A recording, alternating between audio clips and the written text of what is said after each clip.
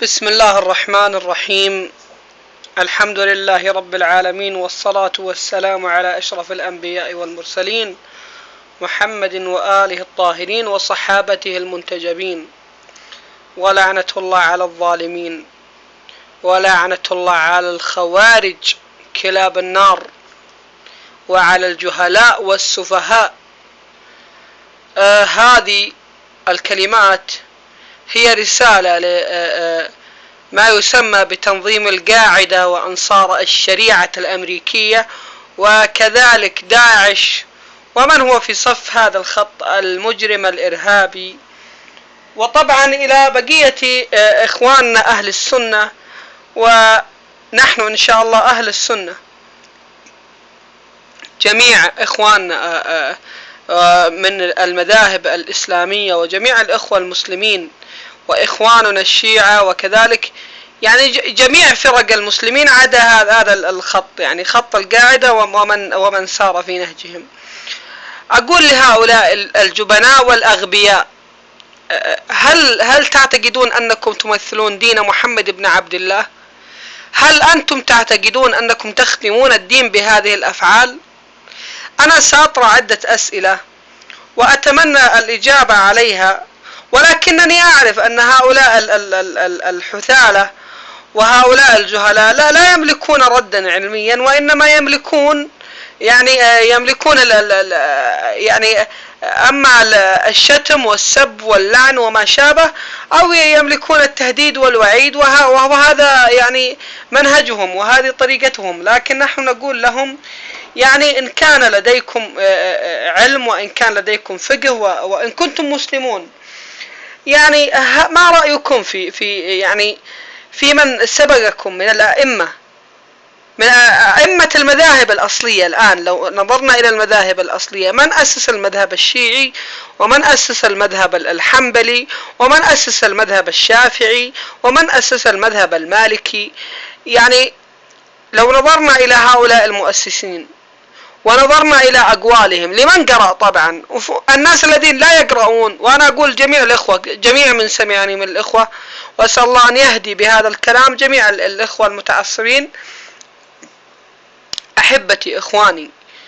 طبعا والله إننا شاب وبعيد كل البعد عن الدين وعن عن آسف، يعني بعيد كل البعد عن الجدال والهتار في الدين وما شابه. يعني أنا لست متمذهبا، يعني أنا شخص، ولكنني الحمد لله يعني لدي اطلاع، والحمد لله اطلعت وقرأت، لكنني بعيد عن التحزب والانضمام إلى المذهب الفلاني أو إلى فلان أو إلى علان، أو أنا أتبع منهج الإسلام ومنهج القرآن، ومن قرأ واطلع وكان لديه علم سيفهم وسيعرف لماذا أغلبية المسلمين يتبعون هذا النهج، لماذا المسلمون المسلم من سلم المسلمون من لسانه ويده. تعرف لماذا أنت مسلم؟ تسلم لله وتسلم المسلمين من لسانك ويدك. الآن داعش ينفي هذا الحديث والقاعدة وما شابه.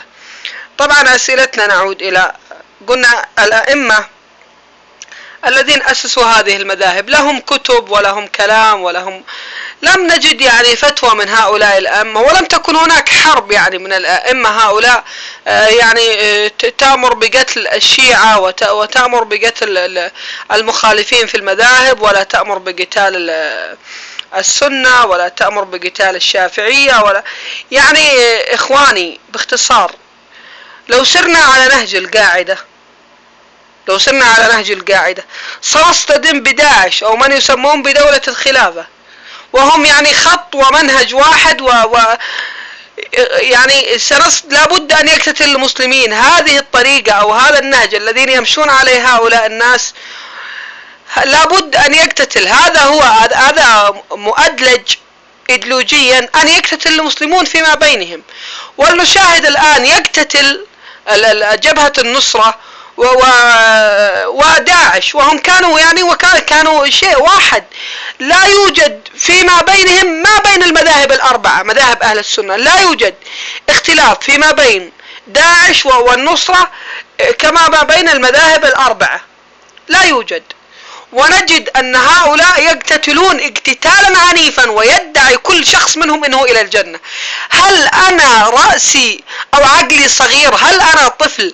هل أوهب حياتي لأبي بكر البغدادي أو لمحمد الجولاني حتى أموت وأذهب إلى النار ولا أعلم من أنا إليه؟ لهؤلاء الذين لم نسمع بهم إلا في هذه السنوات في خضم انتشار CIA والموساد سمعنا بهذه الأسماء.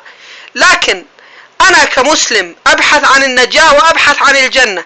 أسألكم بالله، هل النجاة هي على يد البغدادي أو على يد الجولاني الذين يتقاتلون فيما بينهم؟ أسألكم بالله، لو كان لدى هؤلاء دين، أسألكم بالله، هل سيقتتلون وهل سيضحون هؤلاء المئات بل الآلاف من الأبرياء من المغرر بهم والمخدوعين؟ أسألكم بالله، ماذا سيقول الجولاني وماذا سيقول البغدادي للآلاف الذين قتلوا؟ نحن نعلم أن هناك من خرج سنيا مسلما إلى جبهة النصرة هدفه وعلى ما يعتقد في خاطره إلى ما يسمى بالجهاد في سوريا، الجهاد أي في سبيل الله، وكذلك الذين خرجوا إلى ما يسمى بدولة داعش الدولة الإسلامية. أسألكم بالله، هل رسول الله، هل هؤلاء يحملون أو النصرة أو الجولاني والبغدادي يحملون ما يحمل محمد بن عبد الله؟ هل في قلوبهم رحمة؟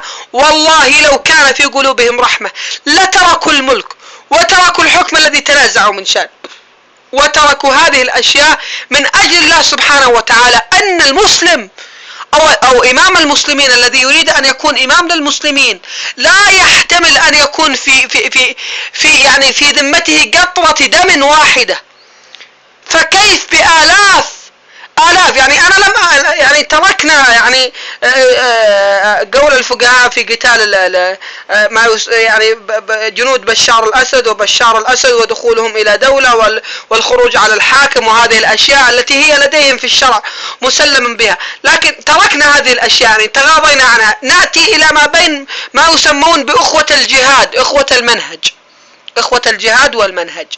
أسألكم بالله، أنت يا من تسمعني الآن، أسألك بالله، هل تضحي بنفسك من أجل البغدادي؟ هل أنت تقطع البغدادي بالجنة من أجل أن تضحي من أجله؟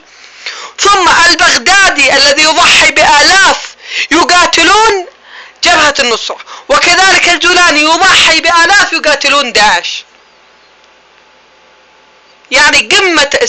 قمة السفاهة، قمة الغباء في من يدعي الدين والجهاد عند هؤلاء.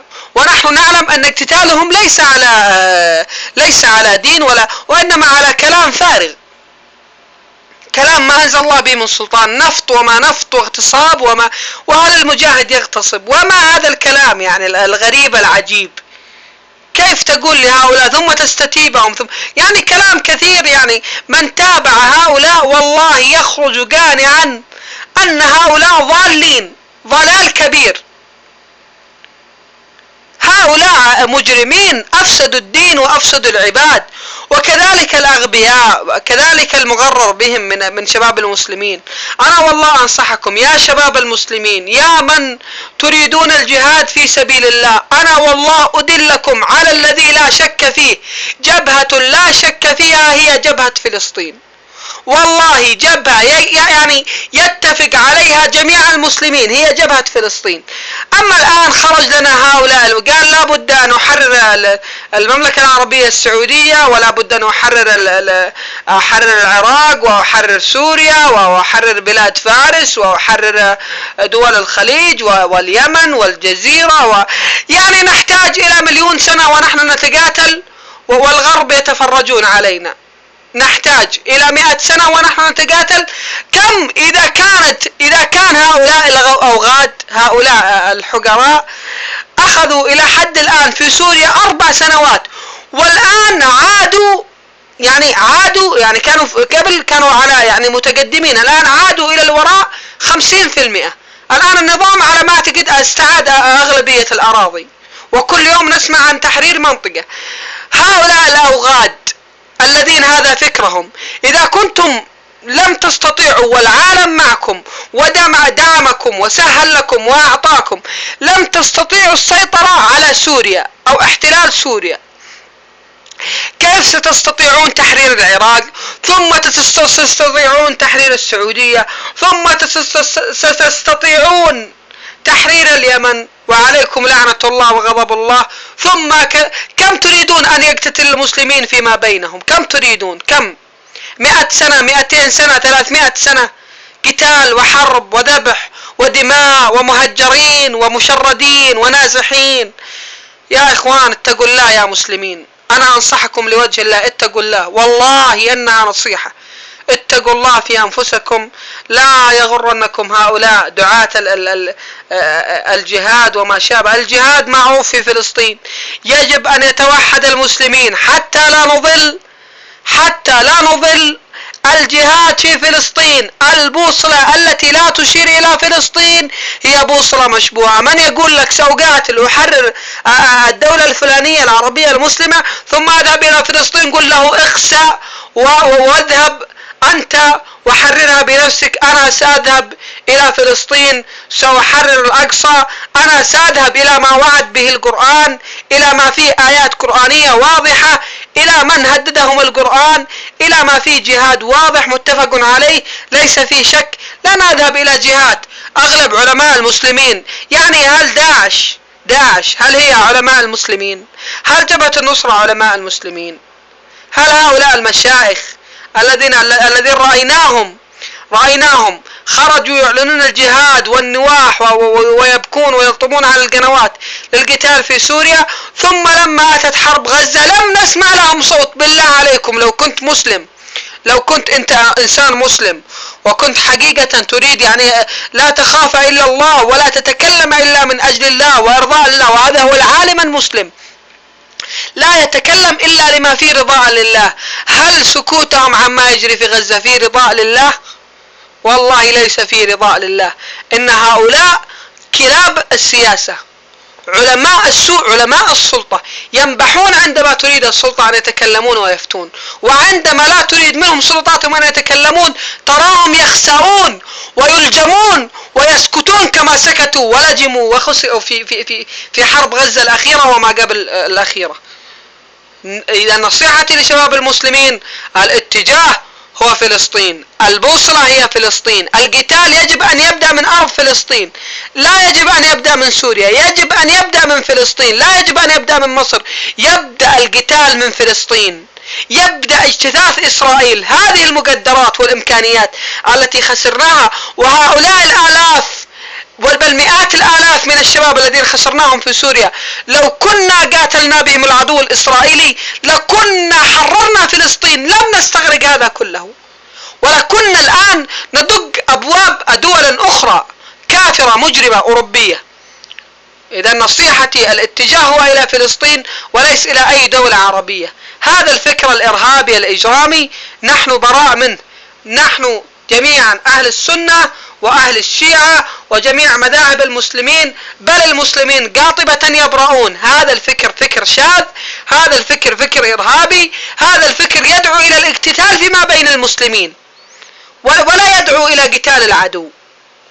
خلق أعداء آخرون، بدل أن يكون العدو هو اليهودي الذي نص عليه القرآن، والعدو اختلقوا لنا أعداء آخرين، اختلقوا أعداء آخرين، الروافض، المرتدين، العملاء، المش عارف ايش، المنافقين، الجيش الفلاني مرتد.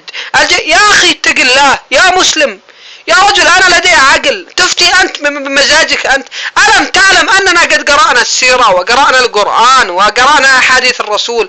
انت ترانا جهلاء اغبياء، لم نقرأ، لم نفهم، لم نعرف.